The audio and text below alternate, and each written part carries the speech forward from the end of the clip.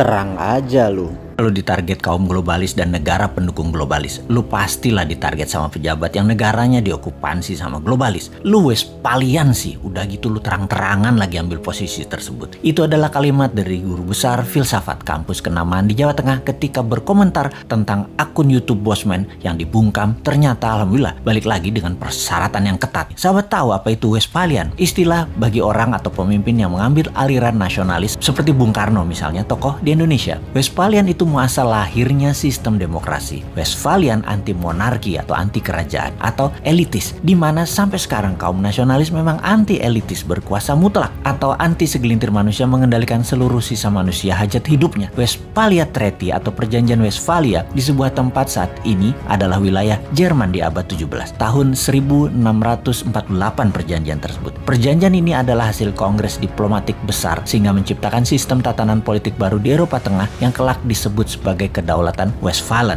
Sistem ini didasarkan pada konsep bernegara berdaulat yang tidak suka terhadap campur tangan pihak asing terhadap urusan dalam negeri suatu bangsa. Di sanalah muasal lahirnya istilah nation state atau negara bangsa. Sejak saat itu, monarki dunia mulai mengalami kemunduran hingga puncaknya terjadi Perang Dunia Pertama di mana Amerika merupakan negara Westphalian terbesar pada saat itu. Sejak akhir Perang Dunia Pertama hingga berakhirnya Perang Dingin 1989, ada 100 negara lahir yang kebanyakan bentuknya demokrasi nasionalis. Monarki dengan penguasaan elitis tidak tinggal diam. Ada 13 keluarga besar yang berbasis bisnis perlahan-lahan mulai menguasai dunia. Diawali sejak Perang Dunia Kedua yang menempel dengan Amerika. Mereka adalah globalis cabal seperti Rothschild, Oppenheimer, Rockefeller, Zucker, dan lain sebagainya. Lalu di tahun 1989 mereka menempel dengan Tiongkok, membuat baik Amerika maupun Tiongkok saat ini berafiliasi kepada globalis. Globalis itu monarki 2.0, anti nation state yang saat ini menguasai 99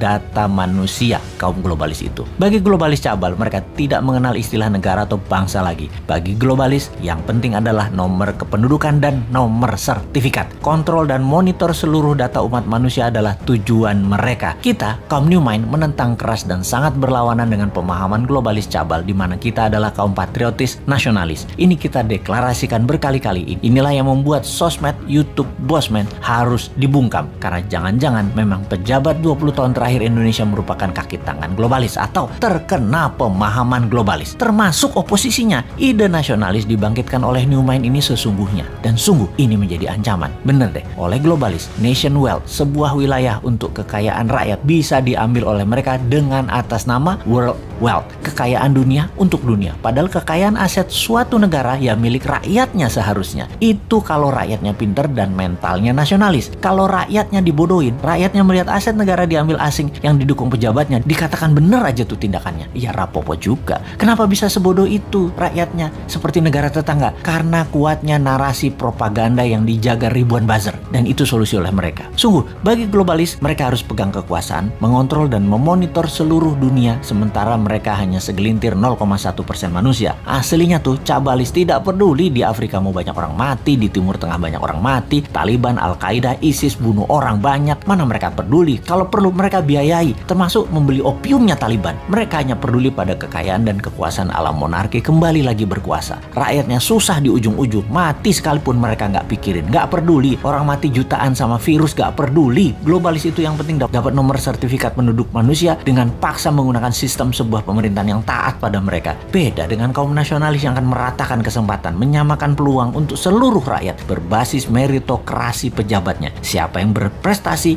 dia yang menjabat. Ide New Mind yang pro-demokrasi, pro-nasionalis, patriotis, dan mendukung nation state beda dengan oportunis globalis yang ada di benak incumbent atau oposisi pada saat ini. Sungguh, itulah yang ada di benak mereka pada saat ini dari citra yang apa mereka lakukan. Itu aja kita bacanya. Sahabat, di ujung informasi ini, walaupun akun Bosman asli sudah kembali, namun sampai November kita slow pace belum diaktifkan karena masih diincar oleh buzzer. Terima kasih sudah mensubscribe channel Bosman Mardigu Official ini dan menyebarkan ke link sosmed dan WAG sahabat semua.